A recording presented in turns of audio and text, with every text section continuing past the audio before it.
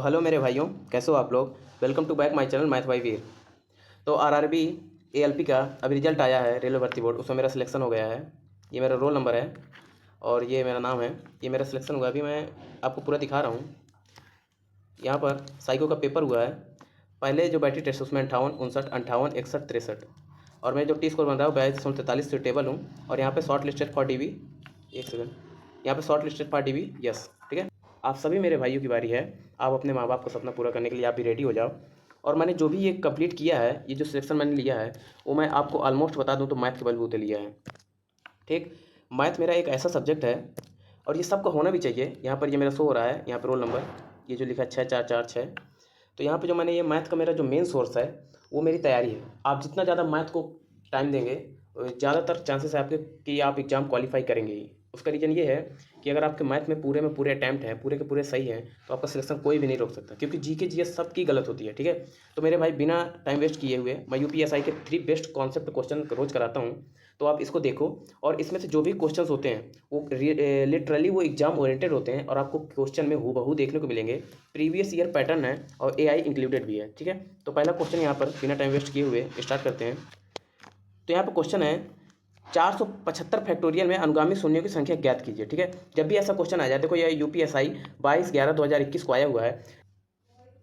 तो जब भी ऐसा लिटरली क्वेश्चन आपको सेम टू सेम ऐसा मिल जाए तो आपको कुछ नहीं करना। सबसे पहले आपको इसको 5 से डिवाइड करना है, फिर इसके बाद नेक्स्ट आपको इसको 25 से डिवाइड करना है। आपको इसको 25 से डिवाइड करना है, ठीक है, इसी संख्या को डिवाइड करना है 475 को। ठीक, उसके बाद आपको 125 से डिवाइड करना है।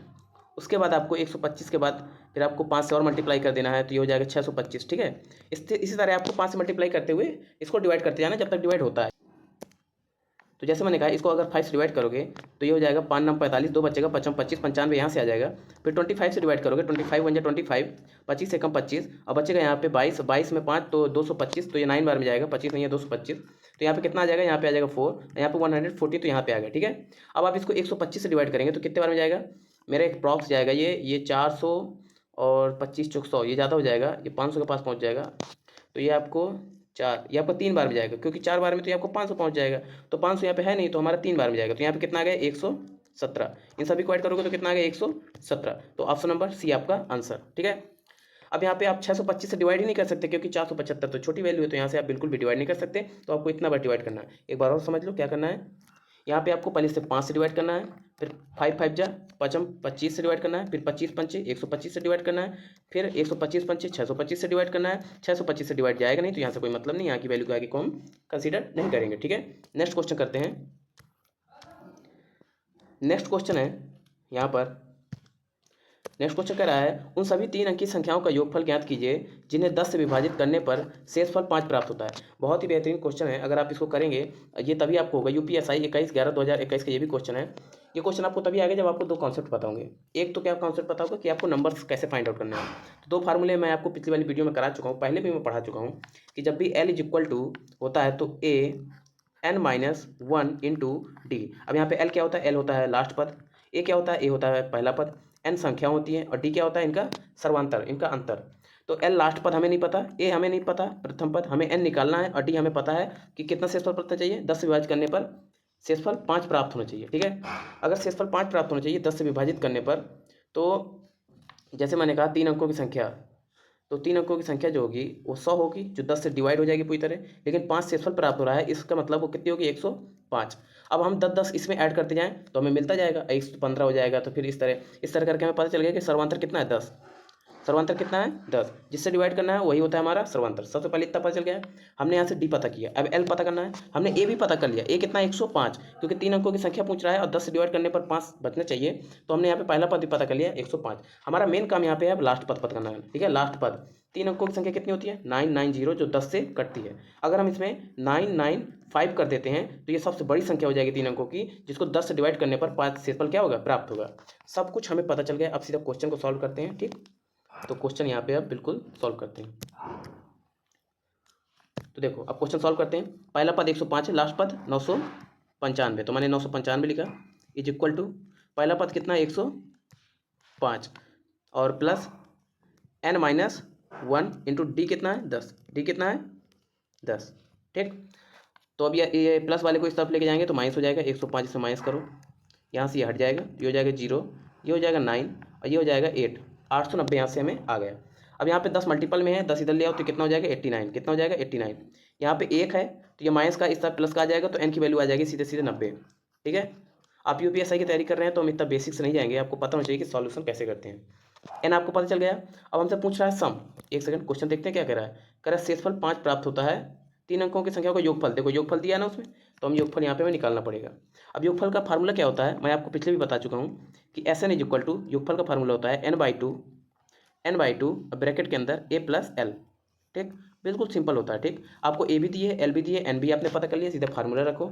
S N is equal to n/2 मतलब 90/2 कितना हो जाएगा 45, और a प्लस एल कितना हो जाएगा 995, 105 तो 0, 9 1 10 0, 9 1 10 11, 1100 कितना हो गया 1100। ठीक, 11 का मल्टीपल मैंने आपको बताया, जब भी 11 से मल्टीपल किया जाता है इसको पीछे से ऐड करते हैं। जैसे मैंने कहा 5, फिर 5 4 9, और फिर यहाँ पे कितना है 4, 495 और 200 जीरो लगा देंगे, ये योगफल पर चला गया। मतलब 495 और डबल जीरो।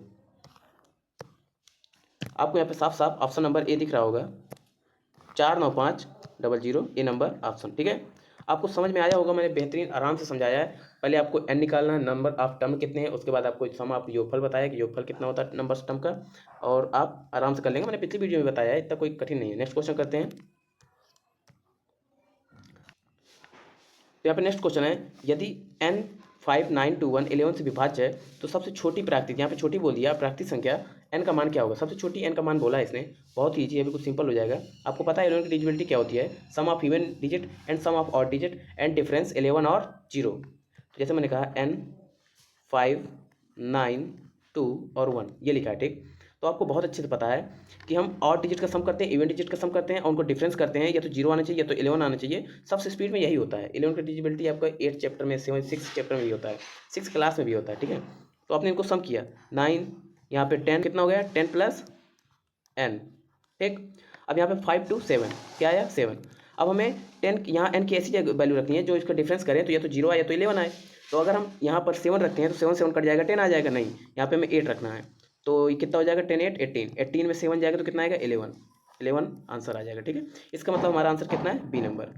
ठीक, कुछ समझ में आया आपको। ये तो बहुत ईजी था। 11 डिजिबिलिटी कुछ लोग तो बहुत स्पीड में कर लेते हैं, और कुछ लोग डिजिबिलिटी ऐसे आराम आराम भी कर सकते हैं, पर अगर आप स्पीड ऐसे ही करते ना तो आराम से हो जाएगा। मैं आपको फिर एक बार बता रहा हूँ कि आप अगर मैथ में अगर बहुत अच्छे से फोकस कर रहे हैं तो आपको कोई एग्जाम बचेगा नहीं, आप सब एग्जाम में क्वालिफाई करेंगे। मेरा एलपी निकल गया, मेरा टेक्नीशियन भी निकल चुका था, परंतु मेरा एलपी का सीबीटी 1 हो चुका था। तो मैं सोचा कि इसमें मेरा फुल कॉन्फिडेंस था कि मैं आराम से सीबीटी 2 भी निकाल लूँगा और साइको निकाल लूँगा, सब हो जाएगा। तो मैंने टेक्नीशियन वहाँ पे ड्रॉप कर दिया था क्योंकि मैं वहाँ पे टाइम वेस्ट अपना नहीं करना चाहता था। इसलिए मैं आपको ये सलाह दूंगा कि आप कोई भी जॉब करें उसमें मन लगा कर करें। अगर मैथ है तो फिर मैथ को बिल्कुल मत छोड़िए। सबको इस समय पर मैथ में अपनी बाजी मार रहा है, तो कांग्रेस आप सभी को अगले नेक्स्ट की तैयारी के लिए, और सभी लोग यूपीएसआई में फाड़ के पेपर आएँ। और मिलते हैं नेक्स्ट वीडियो में। अगर मेरे क्वेश्चन आपको कंटेंट सही लग रहे हो तो मेरे चैनल को सब्सक्राइब कर लो। आपको ऐसे ही वीडियो के अपडेट्स और लेटेस्ट कॉन्सेप्ट के क्वेश्चंस मैं रोज़ अपलोड करता हूँ। ठीक है।